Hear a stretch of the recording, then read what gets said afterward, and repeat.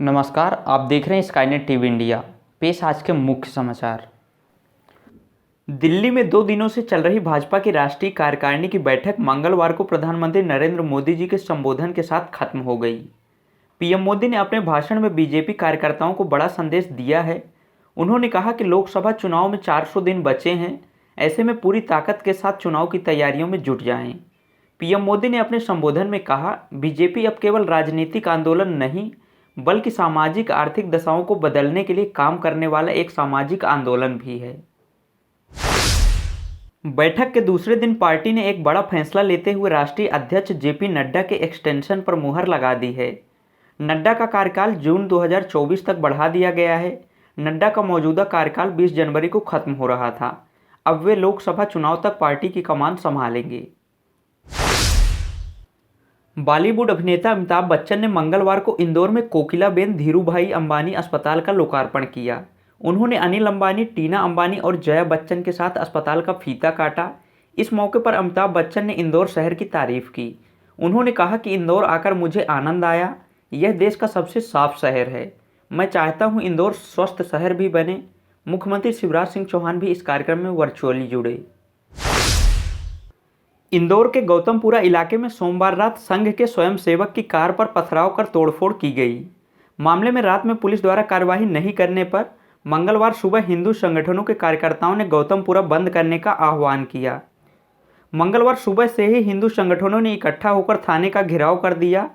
यहां पथराव और तोड़फोड़ के आरोपी मुस्लिम युवकों पर कार्यवाही और उन्हें गिरफ्तार करने की मांग की। बेंगलुरु में मंगलवार दोपहर स्कूटी सवार एक युवक ने बुजुर्ग को पहले टक्कर मारी और फिर उन्हें 1 किलोमीटर तक घसीटते ले गया। वह बार बार मुड़कर पीछे देखता रहा कि बुजुर्ग उसकी स्कूटी के साथ घिसट रहा है, लेकिन वह रुका नहीं। जब लोगों ने घेरा तब युवक ने स्कूटी रोकी। पुलिस ने उसे अरेस्ट कर लिया है और पीड़ित बुजुर्ग को अस्पताल में भर्ती कराया गया है। G20 के अंतर्गत थिंक 20 की 2 दिनी बैठक में शामिल होने आए G20 देशों के प्रतिनिधि आज मंगलवार को कार्यक्रम के समापन के बाद रायसेन जिले के विश्व प्रसिद्ध पर्यटन स्थल सांची स्थित बौद्ध स्तूप के भ्रमण के लिए पहुंचे।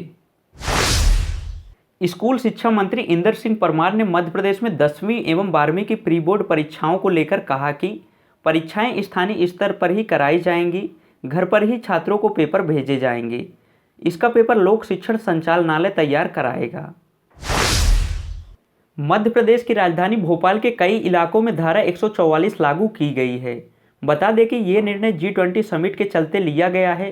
कई इलाकों में 18 जनवरी तक धारा 144 लागू रहेगी। कार्यक्रम स्थलों से 1 किलोमीटर की परिधि में नो फ्लाई जोन घोषित किया गया है। इस आदेश का उल्लंघन करने पर वैधानिक कार्रवाई की जाएगी। मध्य प्रदेश में कड़कड़ाती सर्दी का दौर 2-3 दिन और रह सकता है। मध्य प्रदेश में सोमवार रात नौगांव सबसे ठंडा रहा। न्यूनतम तापमान 2.0 डिग्री रिकॉर्ड हुआ। प्रदेश के 43 जिलों में न्यूनतम तापमान 10 डिग्री से कम है। भोपाल, इंदौर, जबलपुर की बात करें तो रात का पारा 10 डिग्री से कम रहा। प्रदेश के उमरिया, रतलाम, रीवा, सतना, सागर, छतरपुर जिलों में शीतलहर का अनुमान है। कल दिन भर की प्रमुख खबरों के साथ फिर मिलते हैं, तब तक के लिए शुभ रात्रि।